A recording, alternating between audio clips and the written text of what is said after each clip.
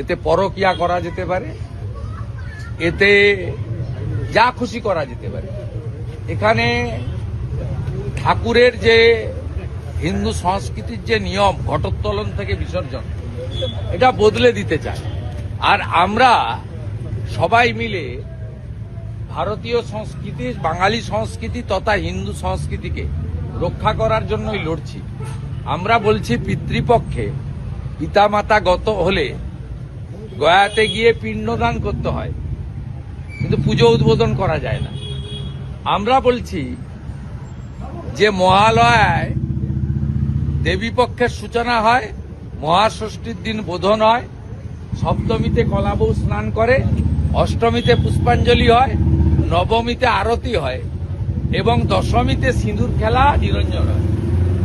এইটা বদলে দিতে চায় তৃণমূল। তাই সরস্বতী পুজোর ক্ষেত্রেও একই, সেখানে রাজনীতিকরণ এবং তথাকথিত সেকুলারিজমের নামে, যেখানে বাংলাদেশে অসুরের দাঁড়ি রেখেছিল বলে একাধিক পুজো কমিটির লোকেদেরকে জেলে পাঠানো হয়েছে, 320টা এফআইআর হয়েছে, 400-র মতো জায়গায় ওখানকার পুলিশ গিয়ে অসুরের দাঁড়ি ছিঁড়েছে।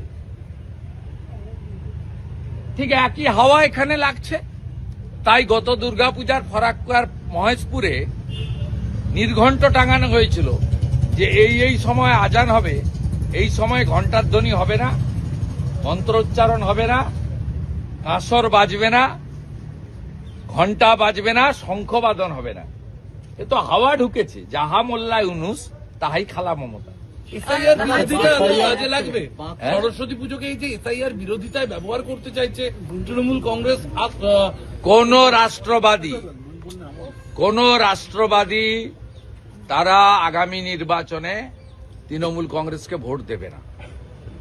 তারা কেউ চায় না পশ্চিমবঙ্গটা বাংলাদেশ হয়ে যাক, তারা কেউ চায় না এই 550 কিলোমিটার বর্ডার খোলা থাক, তারা কেউ চায় না চাকরি চুরি হোক, যারা কেউ চায় না অভয়ার মতো মা বোন দিদি এইভাবে গ্যাং রেপ ধর্ষিতা হয়ে খুন হন, তারা কেউ চায় না তামান্নার মতো ছোট্ট বাচ্চা মেয়ে খেলা হবে আনন্দে বোমাতে নৃশংস মৃত্যু হোক, তারা কেউ চায় না যে ভাতা নির্ভর বাংলা হোক, তারা চায় টাটা ফিরুক, তারা চায় শিল্পায়ন হোক, নারী সুরক্ষা হোক, বেকাররা চাকরি পাক, পশ্চিমবঙ্গ আবার বিধানচন্দ্র রায়ের সময়ের মতো নতুনভাবে উন্নয়নের ফলে ফুলে পল্লবিত সুশোভিত হোক। শুধু একটাই কাজ করতে হবে, মুক্ত কর ভয়, আপন মাঝে শক্তি ধরো, নিজেরে কর জয়। যদি ভয় কাটিয়ে দিতে পারেন তাহলে তৃণমূল কংগ্রেস কোথাও জিতবে না। এমনকি দরিদ্র মুসলমানরা তারা বিজেপিকে হয়তো ভোট দেবে না, কিন্তু তৃণমূলকেও ভোট দেবে না, এটুকু আমি বলবো।